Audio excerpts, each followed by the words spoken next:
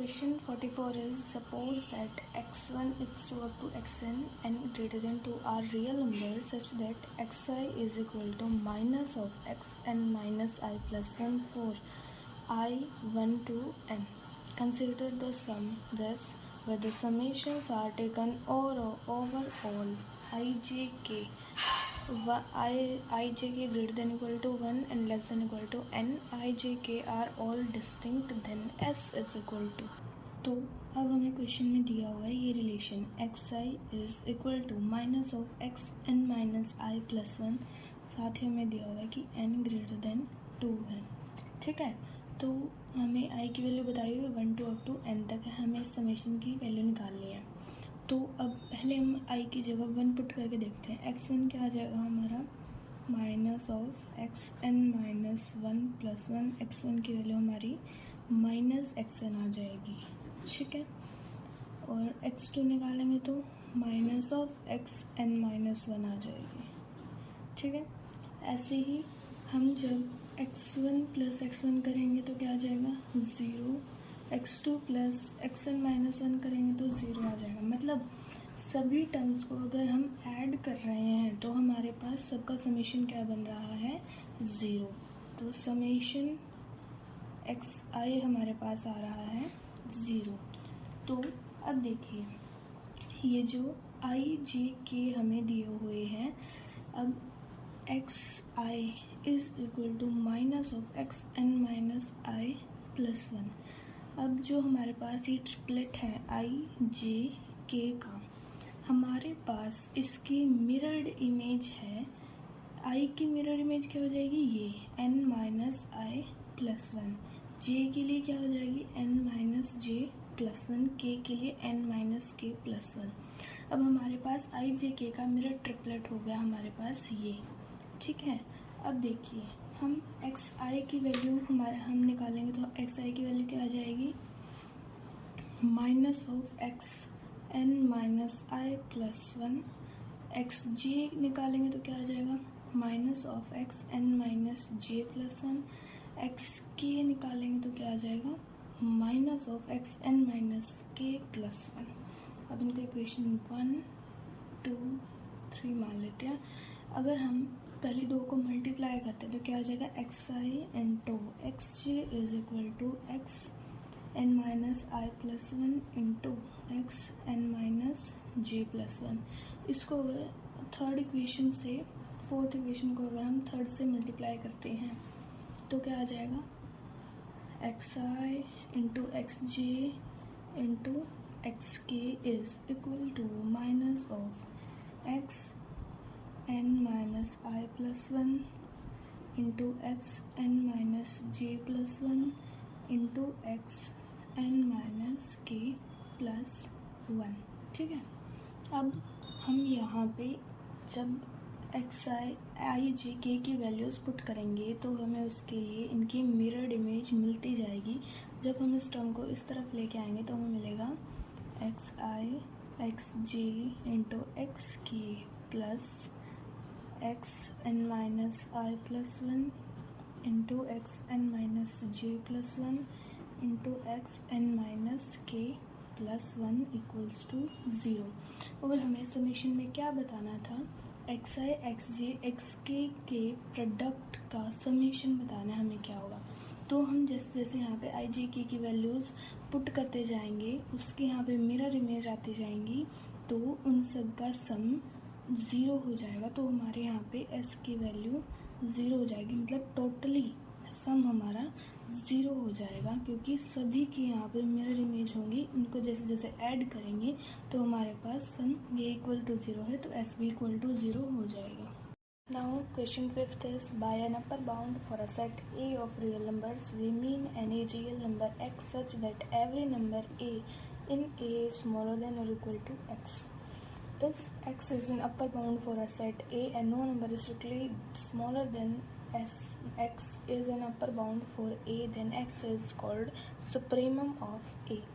Let A and B be two sets of real numbers with x is equal to supremum of A, y is equal to supremum of B. Let C be the set of real numbers of the form A plus B, where A is in A, B is in B, if z is equal to supremum of c then, तो देखो हमें दिया हुआ है x क्या है supremum of a और y क्या है सुप्रीमम ऑफ b, मतलब a में जितने भी एलिमेंट्स हैं सभी x से या तो छोटे हैं या उसके इक्वल हैं, नियरली इक्वल हैं, ठीक है। ऐसे ही b में जितने भी एलिमेंट्स हैं वो सभी या तो y से छोटे हैं या y के नियरली इक्वल हैं। और हमें दिया हुआ है कि z supremum of c a plus b belong कर रहा है c से। अब देखिए इसको हम इक्वेशन 1 मान लेते हैं, इसको इक्वेशन 2 मान लेते हैं। दोनों को जब हम 1 + 2 इक्वेशन करेंगे तो हमें मिल जाएगा a plus b is less than equal to x plus y. a plus b हमारा क्या है, ये क्या है z सुप्रीमम ऑफ c, ठीक है। Supremum of c is less than equal to x plus y, तो z की एक कंडीशन आ गई हमारे पास, z less than equal to x plus y. देखिए a नियरली इक्वल है x के, b नियरली इक्वल है y के, ठीक है, नियरली इक्वल। तो अब दोनों को ऐड करेंगे तो a plus b nearly equal हो जाएगा हमारा x प्लस वाई के, ठीक है। तो अब अगर z सुप्रीमम ऑफ c है, मतलब z क्या होगा greater than equal to a plus b से बड़ा होगा z, क्योंकि यहाँ पे x a से बड़ा था, y b से बड़ा, तो z क्या है c का सुप्रीमम, c में एलिमेंट कैसे a प्लस b टाइप के, तो z a प्लस b से बड़ा होगा।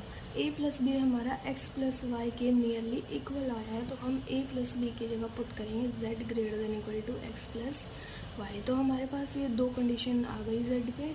दोनों का अगर हम इंटरसेक्शन करें तो हमारे पास z की एक कंडीशन कॉमन आ रही है, वो क्या है z is equal to x plus Y.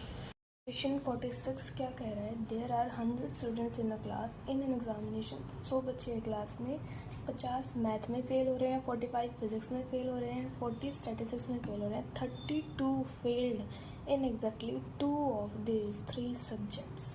Only 1 student passed in all 3 subjects. The number of students जो कि फेल कर रहे हैं ऑल 3 सब्जेक्ट। अब देखिए इस क्वेश्चन में हमें कुछ ऐसा दिया हुआ है कि टोटल स्टूडेंट्स हैं 100, फेल्ड स्टूडेंट का हमें डाटा दिया हुआ है, मैथ में भी इतने फेल हुए, फिजिक्स में इतने और स्टैटिस्टिक्स में इतने।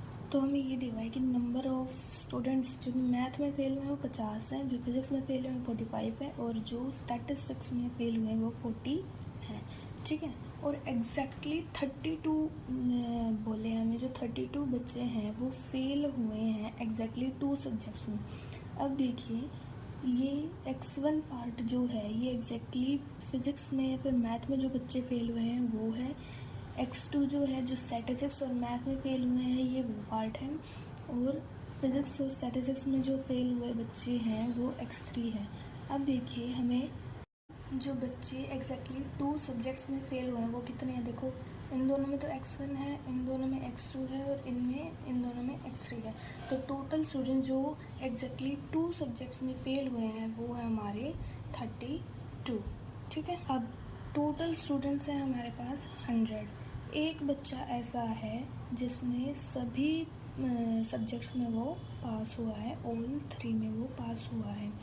तो 100 में से अगर हम 1 को माइनस करेंगे तो हमारे पास 99 स्टूडेंट्स ऐसे आएंगे जो फेल हुए हैं।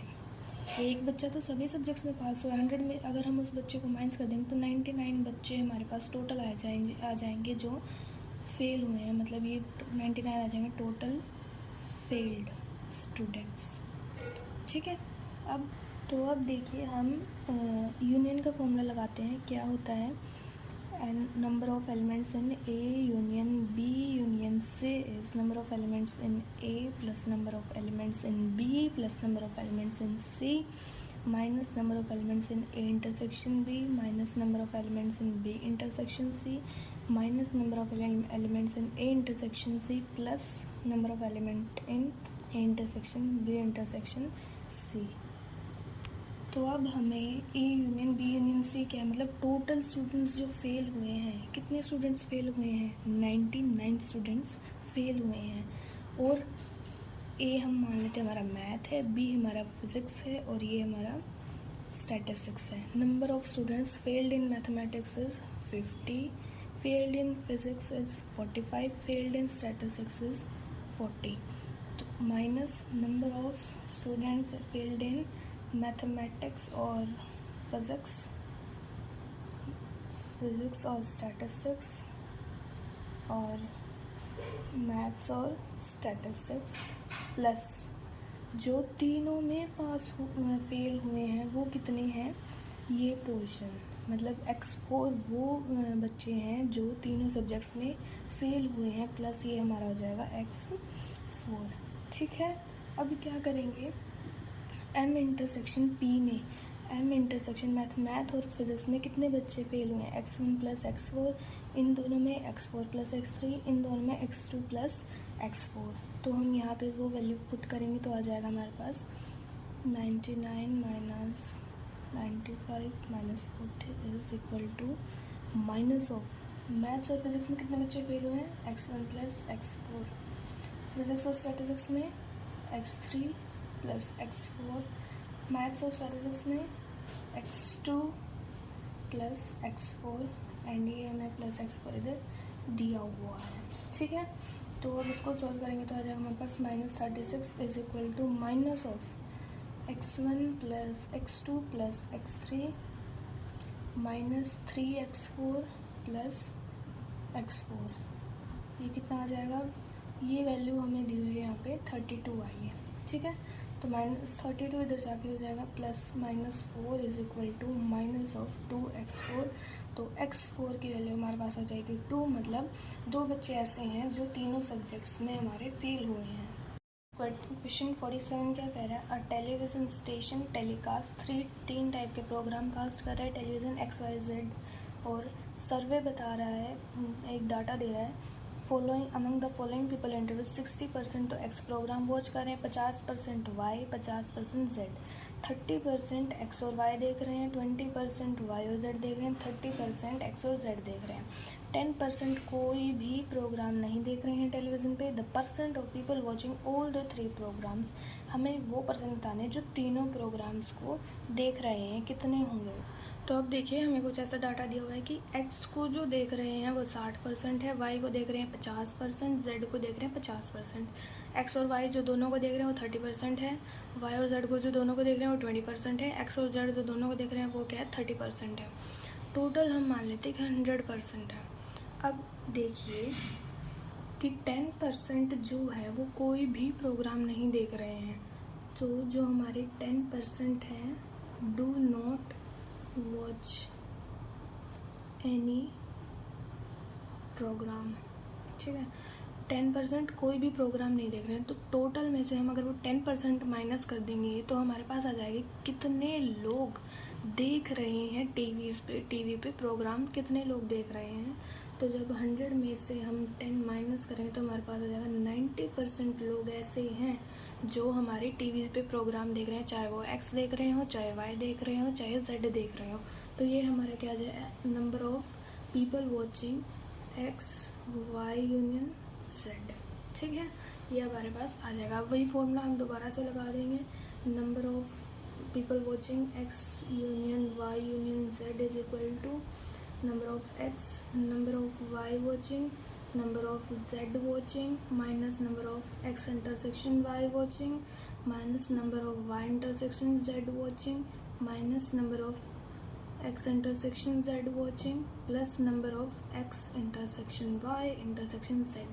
अब हमसे यही पूछा है कि कितने लोग ऐसे हैं जो तीनों प्रोग्राम्स को देख रहे हैं। हम इसको एक बार क्या माने, A मान लेते हैं। ठीक है, ये हमारे पास है 90, X कितने देख रहे हैं 60%, Y देख रहे हैं 50%, Z देख रहे हैं 50%, X इंटरसेक्शन Y देख रहे हैं 30%, Y intersection Z 20%, X intersection Z is 30% plus of A।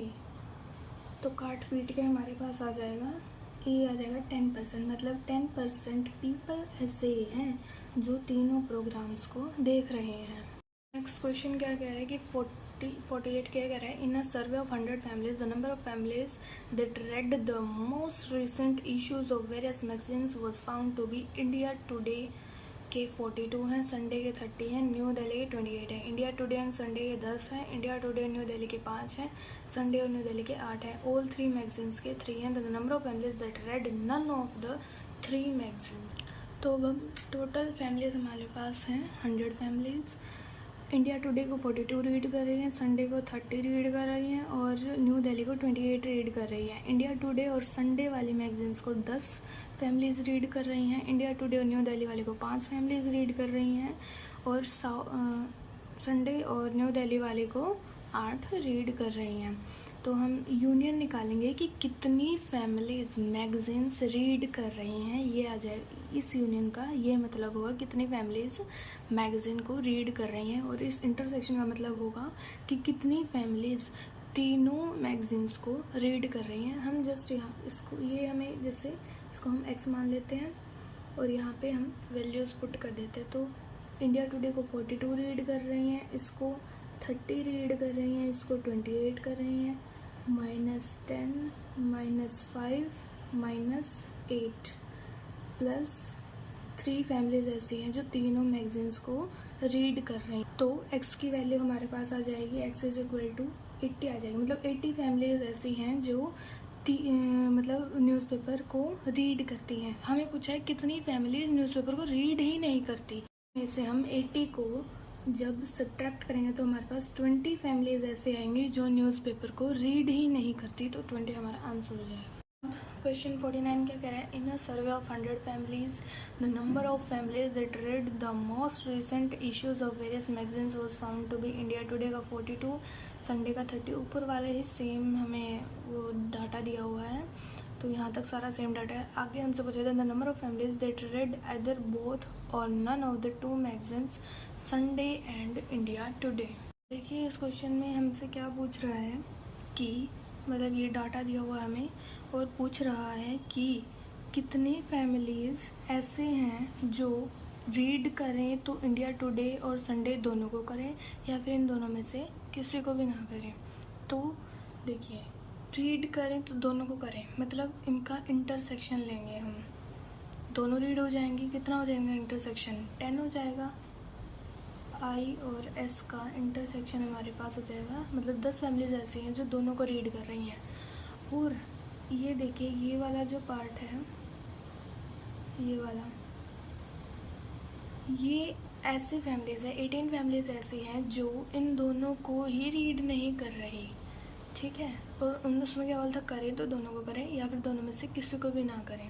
तो ये पार्ट तो नहीं आएगा। अगर ये पार्ट ले रहे हैं तो फिर इसको रीड कर रही है फैमिलीज़, और ये पार्ट ले रहे हैं तो संडे वाले को रीड कर रही है। तो हमें ये पार्ट लेना पड़ेगा, इसमें दोनों पे मैगजीन्स को ही वो रीड नहीं करें। तो कितनी फैमिलीज़ ऐसी हैं जो सिर्फ इसको रीड कर रही हैं, न्यू दिल्ली वाले को 18, ठीक है, जो इन दोनों को ही रीड नहीं कर रही हैं। मतलब इसके नहीं लिख सकते, जो मतलब इन दोनों को रीड नहीं कर रही है वो फैमिलीज ऐसी हैं 18 और 10 ये आ गए हमारे पास। अब देखिए हमें वो भी निकालना पड़ेगा कि मतलब जो फैमिलीज़ इन तीनों न्यूज़पेपर को ही रीड नहीं कर रही। 3 केस बनेंगे, एक तो जब इन दोनों को रीड कर रही है, एक जब इन दोनों को नहीं रीड कर रही है बस थर्ड को रीड कर रही है, एक केस वो बनेगा कि तीनों न्यूज़पेपर्स को ही रीड नहीं कर रही है। तो ऐसी कितनी फैमिलीज़ हैं कि जो तीनों न्यूज़पेपर को ही नहीं रीड कर रही है, वो हमने लास्ट क्वेश्चन में निकाला है। मतलब 20 फैमिलीज़ ऐसी आई थी हमारी जो कोई भी न्यूज़पेपर को रीड नहीं कर रही थी। तो हम सबका टोटल करेंगे तो हमारे पास आ जाएगा 10 + 18 + 20 इज़ 48 फैमिलीज़ ऐसी आएंगी हमारे पास जो या तो इंडिया टुडे और संडे दोनों को रीड करेंगी, या इनमें से किसी एक को भी रीड नहीं करेंगी, या फिर तीनों मैगजीन्स में से किसी एक भी मैगजीन को रीड नहीं करेंगी। क्वेश्चन 50 क्या कह रहा है, इन अ विलेज 1000 इनहेबिटेंट्स हैं, देयर आर 3 न्यूज़पेपर हैं PQR, each of these papers is read by 500 persons. Papers P and Q are read by 250. Paper Q and R are read by 250. Paper R and P are read by 250%. All the 3 papers are read by 250%. Then a number of person who read no newspaper at all. तो अब ये question क्या कह रहा है, हम इसको Venn diagram से देखते हैं।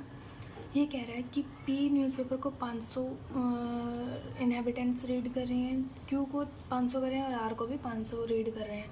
पी इंटरसेक्शन क्यू को 250 रीड कर रहे हैं, इनको क्यू इंटरसेक्शन आर को भी 250 रीड कर रहे हैं और पी इंटरसेक्शन आर को भी 250 रीड कर रहे हैं। और जो तीनों न्यूज़पेपर्स को रीड कर रहे हैं वो भी 250 पर्सन्स दिए हुए हैं हमें।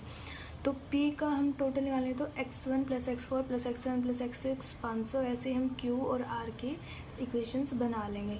x7 हमें 250 दिया हुआ है। अब देखिए x7 हमारा 250 था और ये P intersection Q x4 plus x7 भी हमारे पास 250 था।